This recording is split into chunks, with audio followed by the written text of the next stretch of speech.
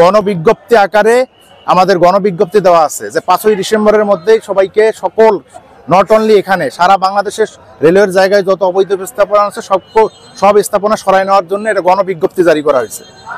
আর এখানকার স্পেসিফিকভাবে এখানের জন্য আমরা আলাদা 7ই জানুয়ারি আমরা নোটিশ জারি করছি এবং মাইকিং করছি।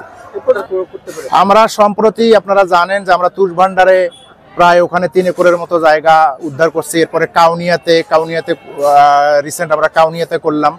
তারপরে আপনার সিংহের ডাবরি, মন্ডলের হাট, এরকম আমাদের কন্টিনিউ উচ্ছেদ অভিযান চলছে আর কি, এবং এটা চলতেই থাকবে।